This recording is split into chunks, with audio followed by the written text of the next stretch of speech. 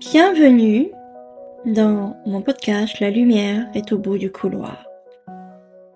C'est le podcast qui t'accompagne dans les zones les plus vraies, les plus sombres et les plus lumineuses de ton être. Je suis Marine Plantier, coach de vie, experte en transformation intérieure et exploratrice de la vie depuis quasiment 50 ans maintenant. Ici, on ne cherche pas à devenir quelqu'un d'autre. On apprend à se souvenir de qui on est vraiment. Chaque épisode va être une invitation à te déposer, à regarder ce que tu fuis, à accueillir ce qui demande à être vu, aimé, transmuté, découvert. Parce que la lumière, tu ne la trouveras pas à l'extérieur. Elle t'attend au bout du couloir, derrière tes peurs, tes blessures, tes illusions. Et quand tu oses enfin les traverser, tout s'éclaire. Alors respire, tu es au bon endroit. Ici on parle de guérison, de chemin de conscience, d'amour, vrai, de lumière, de retour à soi. Bienvenue dans ce chemin de liberté. Bienvenue dans ce chemin de vérité. Bienvenue dans la lumière est au bout du couloir. Bonjour, cette semaine j'ai envie de faire un épisode un peu spécial sur l'adoption. Peut-être que vous ne le savez pas, mais c'est le mois des adoptés et j'ai moi-même été adoptée à l'âge de 6 ans en Pologne. Pourquoi j'ai envie de parler de ce thème? Parce que je pense que c'est un thème qui n'est pas assez abordé encore, que ce soit par les médias, que ce soit même dans les podcasts ou même en règle générale, je trouve. Et ce que je me rends compte en clientèle, c'est que beaucoup d'adoptés n'arrivent pas à faire la paix avec leur histoire et rejettent leur première vie, entre guillemets, et ont du mal à se réconcilier avec ça. Donc aujourd'hui, j'avais envie d'aborder ce thème-là, comment faire la paix avec mon histoire d'adoption. Donc c'est un sujet qui est profondément humain, qui est sensible, qui est parfois tabou. On n'en parle pas, mais il peut y avoir vraiment de la souffrance liée à l'adoption chez l'enfant qui a été adopté. Et c'est pas un thème que je vais aborder à la légère, hein. C'est vraiment un sujet que je vais vous aborder avec mon point de vue en tant qu'adopté.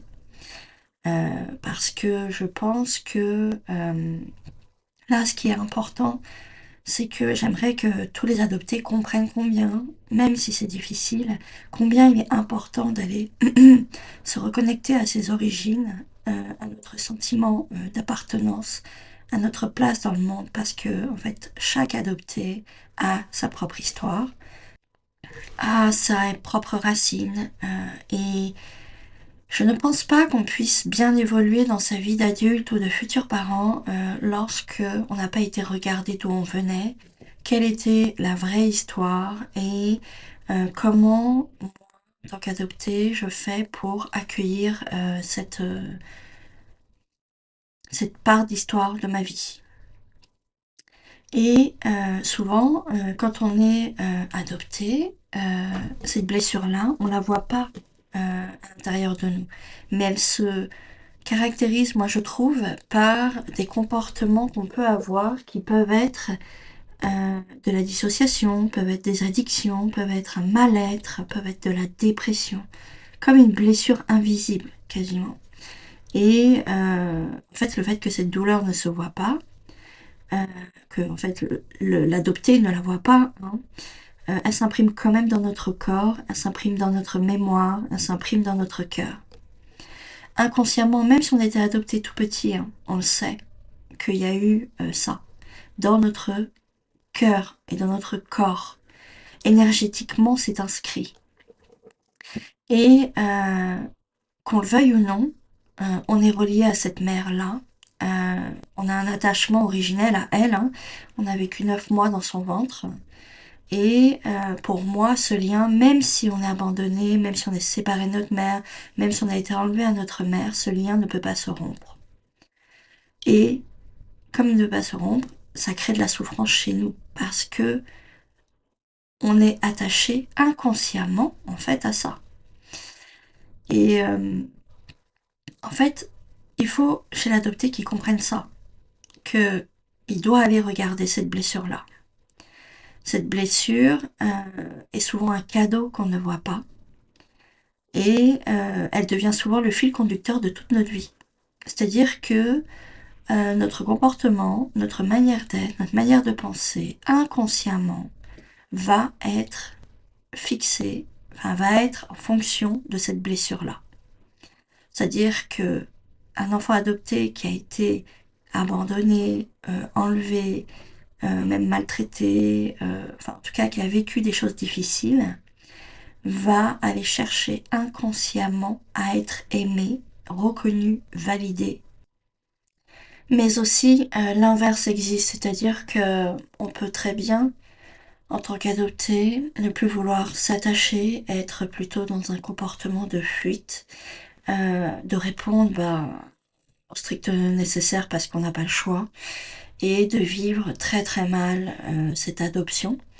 Les deux existent. Il n'y a pas que l'enfant qui cherche l'amour du parent. Il y a celui qui ne le veut pas parce qu'il y a trop de souffrance derrière aussi et que s'attacher de nouveau est bien trop difficile pour lui parce que il a peur de nouveau de souffrir et d'être abandonné. Et donc en fait, la relation, le lien d'attachement ne se fera pas avec cet enfant parce qu'il est dans l'incapacité de réouvrir son cœur lié à ses peurs, toujours d'être abandonné de nouveau. Et je pense aussi que tous les adoptés, il y a une question qu'ils se posent, et je pense que cette question est hyper importante, c'est pourquoi moi, pourquoi ça, pourquoi je dois vivre cette adoption, pourquoi j'ai vécu de l'abandon. Parce que pour moi, il n'y a pas de hasard dans la vie, tout est entre guillemets a du sens. Et si dans cette vie-là, on doit vivre une adoption qu'on a choisie avant même d'arriver ici, c'est qu'il y a une raison. Euh, et je vous invite, chers adoptés, à aller chercher la réponse de pourquoi vous avez été adopté et quelle expérimentation vous êtes en train de faire de la vie. Si je prends mon exemple personnel, le fait d'avoir eu 4 parents m'a aidé en fait à me déconditionner, c'est-à-dire que j'ai pu voir 4 modes de fonctionnement différents et de ne pas m'attacher au conditionnement et à des croyances qui ne me correspondaient pas. Et je trouve personnellement que ça m'a donné une liberté de penser et un recul sur la vie que je n'aurais peut-être pas eu si j'avais eu que 2 parents. Ça m'a aidé aussi, je trouve, à grandir intérieurement, à être beaucoup plus autonome, responsable, apprendre à m'aimer. Et ça, c'est des cadeaux. Dans le sens où je pense que nous sommes ici pour apprendre sur nous et pas pour juste, entre guillemets, profiter de ce qu'il y a à profiter ici. Moi, je suis persuadée que nous avons tous un travail à faire sur nous, d'un point de vue karmique, d'un point de vue âme, d'un point de vue spirituel. Et chacun, évidemment, le fait à son niveau et c'est tout à fait OK. Et c'est vraiment la chose, pour moi, que l'enfant ou l'adulte adopté doit se poser. Et surtout, et ça j'en suis persuadée, tous les adoptés se posent cette question-là de qui suis-je vraiment? Je ne suis pas celui ou celle qu'on a abandonné, parce qu'en fait ça c'est comme une étiquette qu'on a collée dessus, nous ne sommes pas ça en fait. Hein. Mais je pense qu'il y a énormément d'enfants et d'adultes adoptés qui s'associent à ça, comme s'ils incarnaient ce rôle d'abandon. Mais sachez que vous pouvez très bien prendre du recul par rapport à ça et vous apercevoir que que vous n'êtes pas ça, cette forme d'abandon que vous pensez être. Ça, c'est hyper important à comprendre pour se construire de nouveau sur des bases saines et qui nous correspondent et qui sont justes pour nous. Euh, Moi, il m'a fallu quelques années en fait pour comprendre que l'adoption n'était pas un événement, euh, et qu'il avait du sens et que chez moi c'était un chemin initiatique, un chemin spirituel. Et en fait c'était vraiment un appel à revenir à la source. Ce que ça m'a fait comprendre aussi, c'est que ce que je prenais pour mes parents, c'est parce que je suis conditionnée à penser que c'est mes parents dans cette incarnation-là. Mais quand je prends un peu de recul, je me dis qu'en fait ces 4 personnes qui ont été qui ont joué en fait le rôle de parents, ne sont que eux aussi sur le chemin de l'initiation de leur propre vie. Et pour moi, ce ne sont pas des parents, ce sont des âmes, ce sont des êtres qui sont là pour faire évoluer leur âme. Et moi, je suis rentrée dans leur vie aussi pour les aider à évoluer sur un certain nombre de points. Ça va dans les deux sens, évidemment. Et ce n'est pas que dans le sens de l'adopter. Euh, vous jouez un rôle, en fait, avec ces parents-là, qui leur permettent d'apprendre aussi des choses sur eux. Et ça, c'est important de le remettre dans le, dans le bon sens. C'est-à-dire que souvent, j'ai pu entendre des discours comme quoi ses parents sauvaient ses enfants de la pauvreté et de la misère. Non, en fait, ils viennent combler un manque souvent et un besoin de maternité. Voilà, ça remet plutôt de l'équilibre dans la relation. Et c'est vraiment, pour moi, l'adoption, quand on la voit autrement, c'est un appel à revenir à la source, à l'amour. Euh, et c'est apprendre à s'aimer. Et en fait, que l'amour ne peut rien séparer aussi. Ça, c'est important de le retenir. C'est-à-dire que vous ferez toujours un avec votre mère, même si vous la percevez comme une mère. Même si moi, aujourd'hui, je la perçois plus comme une mère, mais plutôt comme une personne qui a joué un rôle dans ma vie pour m'aider. Mais avant d'y arriver, il faut traverser un certain nombre de choses et avoir un certain nombre de compréhensions par rapport à ce qu'on a vécu. Par exemple, quand je pense qu'on joue à être fort et qu'on minimise, qu'on nie la souffrance qu'on a vécue enfant et qu'on se referme dans le silence, en fait, vous ne pourrez pas évoluer. Parce qu'à l'intérieur, l'enfant continue d'attendre des réponses, continue d'attendre de l'amour, continue d'attendre des solutions, et il attend qu'on le voie. Et en fait, ça marche pas. C'est-à-dire qu'il y a un moment, il faut aller regarder ça. Parce que il est évident que lorsqu'on a été séparé de sa mère biologique, même si ça a été la pire des mères, la mère la plus horrible, ou peut-être une mère indifférente, ou enfin en tout cas la mère qu'elle a été, l'enfant biologique est attaché à elle, qu'on le veuille ou pas. Et ça, c'est important de le garder à l'esprit.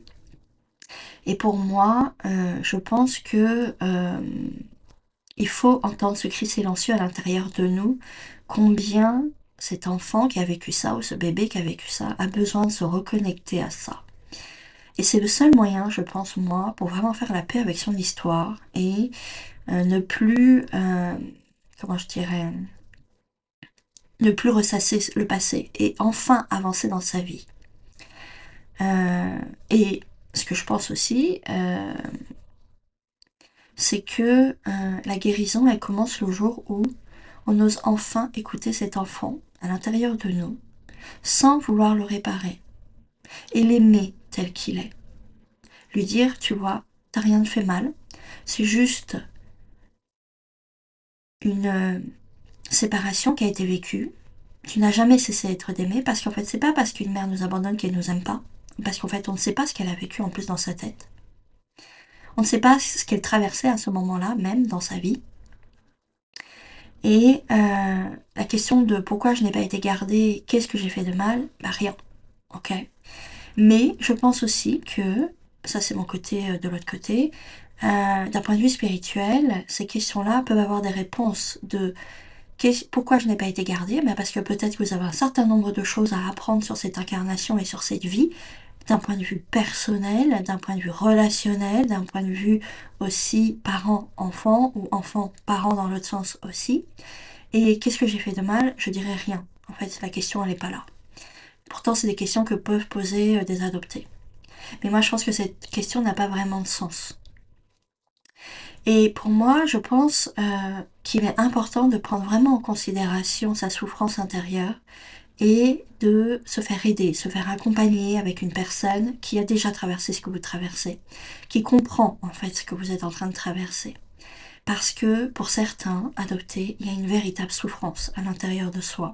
Une souffrance au point où ils sont pas capables de construire une vie pour eux-mêmes. Ils n'arrivent pas à construire une vie de couple non plus. Ils n'arrivent pas à devenir parents. Tellement ça les a traumatisés. Alors que si tu prends un peu de recul, c'est parce qu'ils s'identifient vraiment à cette histoire et s'identifient à ce traumatisme. Alors que si tu prends un peu de recul, ok, t'as peut-être souffert.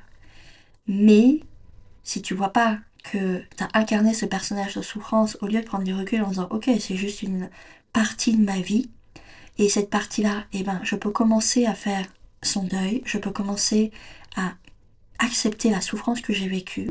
En fait, ça va s'apaiser à l'intérieur de toi. C'est vraiment le chemin que j'ai fait et que je vous appelle à faire parce que c'est le chemin qui est le plus serein pour soi. Je dis pas que c'est un chemin qui est facile. Ça peut prendre plusieurs années avant d'en arriver là. Parce qu'on passe par des états émotionnels de up and down. On part dans tous les sens. On a beaucoup d'idées, comment je dirais, négatives, mais aussi des phases de dépression, des phases aussi où on se sent mieux. On cherche en fait. Et en fait, tant que tu continues à chercher, tu ne trouveras pas de sérénité. Donc, moi, je recommande, c'est d'aller retourner dans le pays auquel on est né, retourner sur son histoire, aller découvrir ses racines, se connecter à ses racines parce que c'est ce qu'on est, éventuellement se reconnecter à sa famille et aller voir ce qui se joue à l'intérieur de nous à ce moment-là.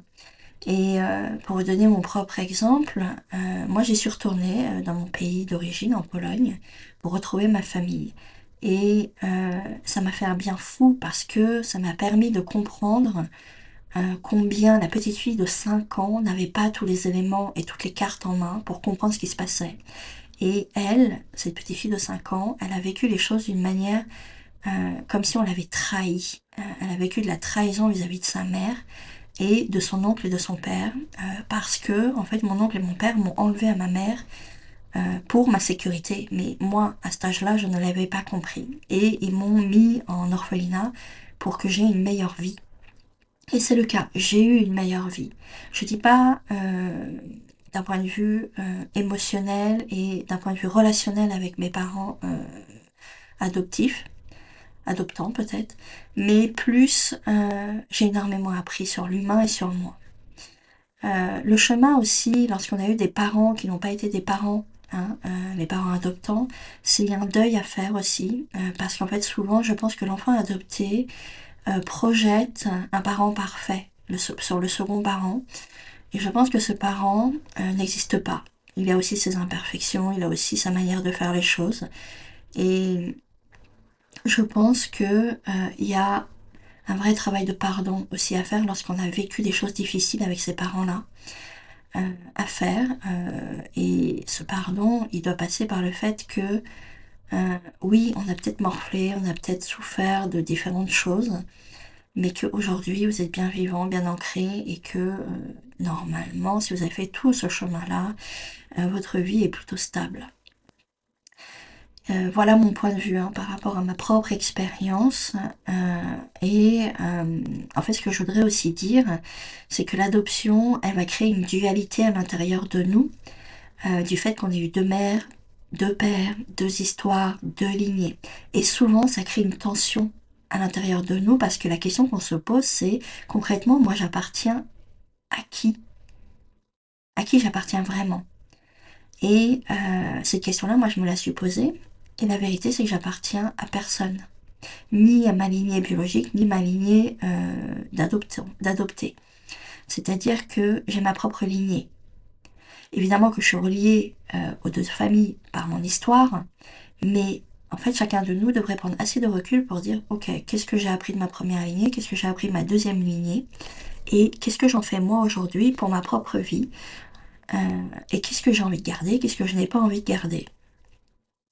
Et dans ma vision des choses, moi, quand je dis deux mères, deux pères, pour moi, ce sont deux âmes, quatre âmes différentes, ok?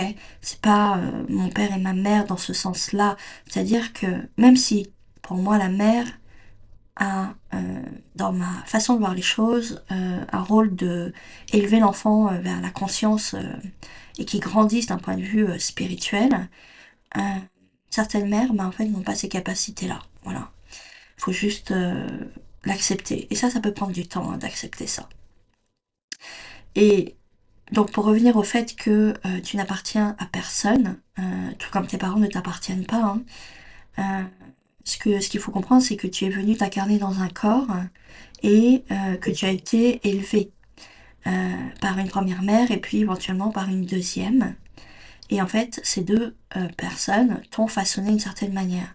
Mais c'est pas parce qu'elles t'ont façonné d'une certaine manière que tu es obligé d'adhérer à cette manière d'avoir été façonné. Tu as le droit, là aussi, de prendre du recul et de voir les choses autrement et de faire les choses aussi à ta manière, en fonction de tes valeurs, en fonction de tes désirs, en fonction de tes rêves, en fonction de ta manière aussi de voir la vie. Et je pense que est-ce qu'on doit faire comme un rituel pour accueillir en fait ces deux lignées en soi? Je pense que oui. C'est-à-dire, c'est faire un bilan. Ok, qu'est-ce que je prends de l'une, qu'est-ce que je prends de l'autre, qu'est-ce que j'accepte de l'une, qu'est-ce que j'accepte de l'autre, pour bah, de nouveau être plus serein à l'intérieur de soi.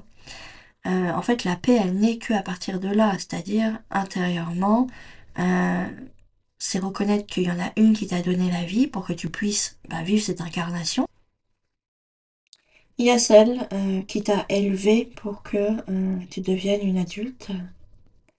Et je pense qu'il faut même faire un rituel entre les deux mères pour réaligner ce qui doit être réaligné et couper les liens s'il y a des liens qui sont de souffrance, qui sont toxiques, qui n'ont plus lieu d'être non plus entre vous et ces deux femmes. En fait, la paix elle naîtra qu'à partir de là.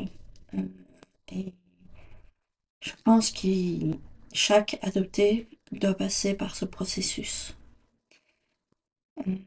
Et l'idée, c'est que en choisissant les deux, c'est vous que vous choisissez derrière. Et ça, c'est un acte d'amour vis-à-vis de vous-même.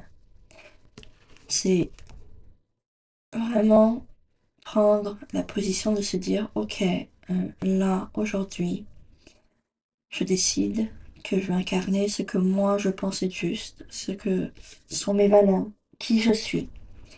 Et je n'ai pas besoin de rester dans le passé par rapport à ces deux mères-là. Il y a aussi autre chose dont je voudrais aborder, c'est la peur du rejet, qui est souvent au centre de la blessure de l'adopté. C'est elle qui pousse à plaire, à se suradapter, à vouloir être parfaite, parce que derrière il y a une peur évidemment, et qu'il y a aussi un désir d'amour absolu, un amour qu'aucun être humain ne pourra combler. Et c'est ce manque-là qui ouvre la porte, moi je trouve, à la spiritualité et qui m'a ouvert les portes parce que j'avais besoin de mettre du sang, j'avais besoin de comprendre ce que je vivais, pourquoi je ressentais ce que je ressentais à cette époque. Euh, Même si bah, j'utilisais différentes subterfuges ah, enfin, pour calmer ma souffrance et ma douleur. Euh, mais la chose que j'avais pas compris à l'époque, hein, c'est que je cherchais à l'extérieur. Euh, Alors que tout était déjà à l'intérieur et que j'avais juste besoin de me reconnecter. Et en fait, si tu vas chercher à l'extérieur cette aide, bah, tu vas continuer à souffrir. Parce que ce que ça demande vraiment là, quand tu es été adopté, c'est de te reconnecter à l'intérieur de toi, à l'amour de toi, à tes valeurs, à qui tu es, à ce qui est important pour toi, ce qui ne l'est pas, comment tu as envie que les choses se fassent. Et le jour où tu as compris ça, bah, en fait, tu vas faire un pas de géant. C'est vraiment, pour moi aussi, un point important dans la reconstruction de son histoire, d'aller regarder ça de plus près. Parce que certains ont peur du rejet, mais je pense aussi que certains n'en ont pas peur, hein. Évidemment, chacun est différent. Et la chose qui, pour moi, a mis du temps à émerger, c'est reprendre la responsabilité de mon histoire. Un jour, en fait, tu arrêtes d'être la victime de cette histoire et tu réalises que tout cela a du sens, que cette expérience t'a appris énormément de choses, comme peut-être la compassion, la lucidité, la profondeur de l'être, la sensibilité, mais aussi une vision de la vie que les autres n'ont pas, une compréhension de la vie que peut-être les autres n'ont pas, une trajectoire de vie aussi que les autres n'ont pas fait, et qui t'ont permis d'aller expérimenter des choses que tu n'aurais pas expérimentées si tu n'étais pas passé par cette histoire-là.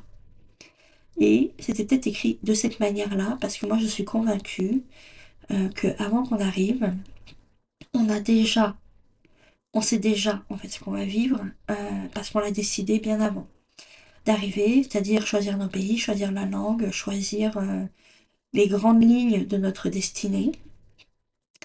Et évidemment qu'il nous reste notre libre arbitre hein, pour un certain nombre de choses, mais quasiment c'est déjà écrit. Et donc, qu'est-ce que cette expérience la question que tu devrais te poser, c'est qu'est-ce que cette expérience t'a apporté?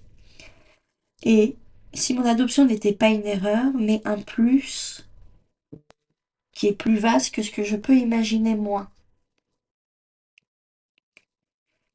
Au plan divin, qu'est-ce que ça vient peut-être me dire? Et si j'avais choisi, avant même de naître, c'est ce que je vous disais, de vivre cette expérience, pour me souvenir de quoi? De l'amour inconditionnel, pour moi-même et pour les autres.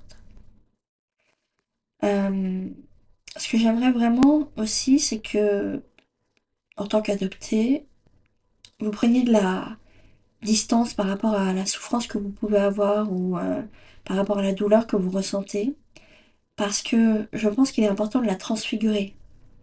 Il faut la dépasser, parce que ça permet, quand on la dépasse, d'ouvrir un portail de conscience beaucoup plus important et de s'ouvrir à une dimension encore plus grande à l'intérieur de nous. Et je pense que pour les adopter, c'est un chemin qu'ils ont à faire. Et c'est pas un hasard ce qui vous arrive. Pour moi, le hasard n'existe pas. Euh, et là, je vais rentrer dans un partie un peu plus spirituelle, mais c'est ce que je disais déjà, c'est que nos parents ne sont pas nos parents, en fait. C'est juste la configuration de cette matrice et de cette incarnation. Mais car au-delà, en fait, de la filiation qu'on peut avoir terrestre, pour moi, il y a une autre appartenance, c'est celle à la vie, à la source, à Dieu pour qui ça parle, si tu veux l'appeler ainsi. Euh, et le jour où tu sens au plus profond de ton être que tu n'es pas du tout cette histoire d'abandon, mais tu es une histoire d'amour, alors la paix s'installe durablement à l'intérieur de toi. Et c'est pas parce que tu as oublié, mais parce que tu as pardonné, entre guillemets, à toi-même euh, cette histoire.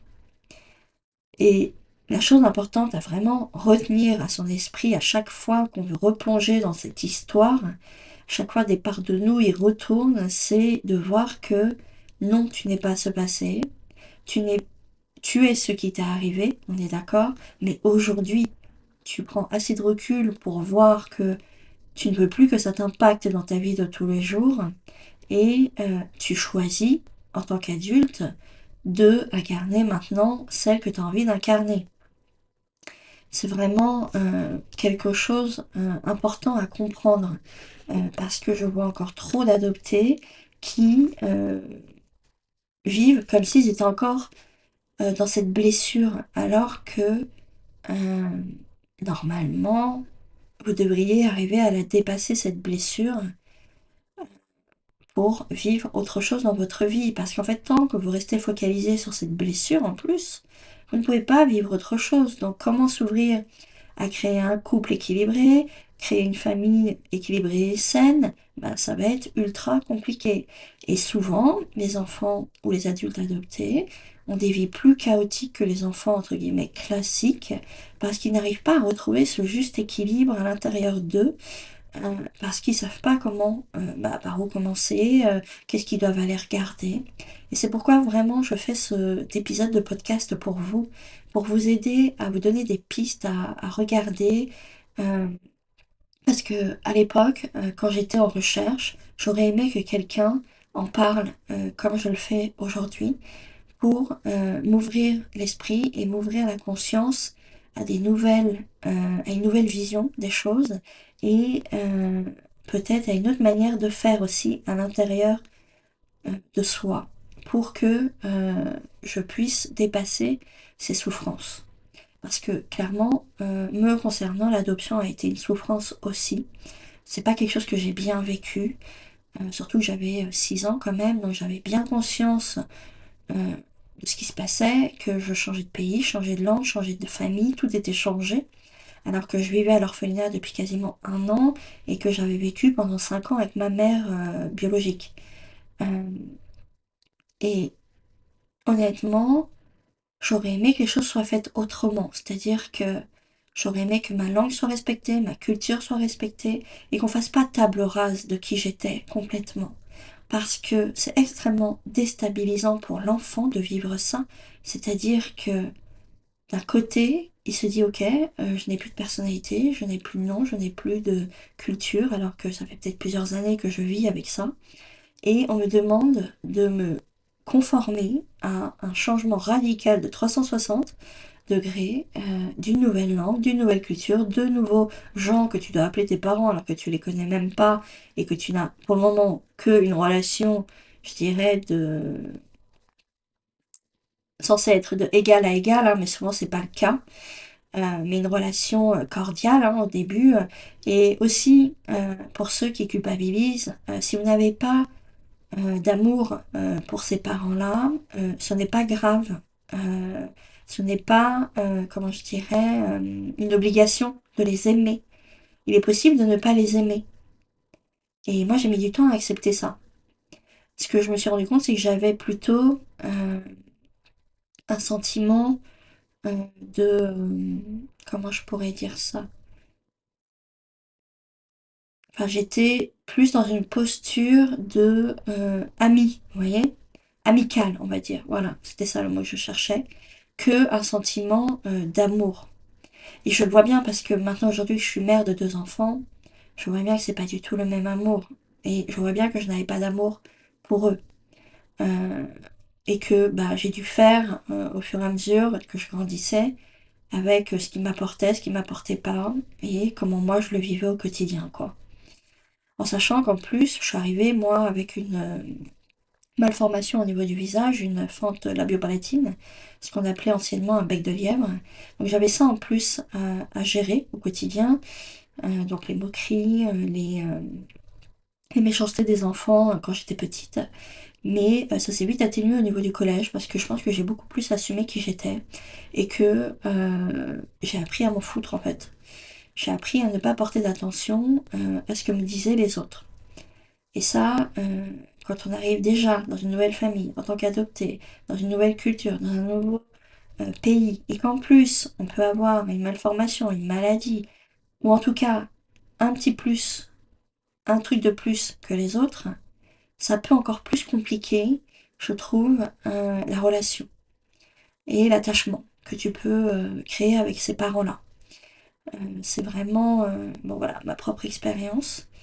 Et j'aimerais finir en fait cet épisode, le finir avec une méditation pour ceux qui le désirent. Donc, je vous invite à vous mettre dans un endroit au calme où vous vous sentez en sécurité. Installez-vous confortablement, que ce soit sur un fauteuil, un canapé, un lit, et éteignez les appareils. Et accordez-vous, allez, ça va prendre 10 minutes, ce moment pour vous, juste pour vous. Et je vous invite à d'abord vous connecter à votre respiration et à fermer les yeux quand vous vous sentez prêt. Et continuez à vous connecter à votre respiration. Continuez à ressentir ce mouvement de va-et-vient à l'intérieur de vous. Et posez une main sur votre cœur. Et continuez à respirer lentement. Et répétez après moi. Je reconnais la blessure en moi, mais je ne suis pas cette blessure. Je reconnais l'abandon en moi, la part qui a été abandonnée à l'intérieur de moi, mais je ne suis pas cette part de moi. Je m'autorise aujourd'hui à rendre à la vie, à Dieu, à la source, toutes ces parts de moi, toutes ces souffrances, toutes ces blessures que je ressens à l'intérieur. Car il y a une chose qui est sûre, c'est que je suis aimée d'un amour inconditionnel. et que je suis totalement complète, car je suis la vie, la lumière et l'amour, car je suis la vie, la lumière et l'amour. Continue à respirer profondément. Peut-être que tu peux sentir à l'intérieur de toi que ça s'adoucit, que ça se détend même.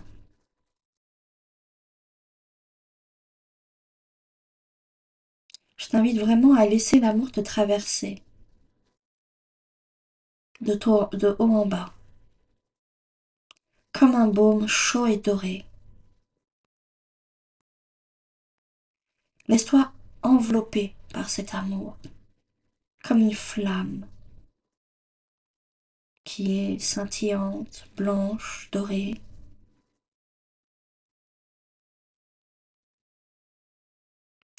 Parce que il y a une chose qui est vraiment sûre, c'est que tu es exactement à la place où tu dois être, ici et maintenant, et que la vie, la source, Dieu, comme tu veux, à travers toi, te demande de te rappeler qu'elle n'a jamais cessé de t'aimer. N'hésitez pas à partager cet épisode avec des personnes qui pourraient être concernées par cette problématique, ou alors enregistrez-le pour vous. N'hésitez pas à noter non plus cet épisode. Je me ferai un plaisir de vous répondre. Et je vous dis à vendredi prochain. Au revoir.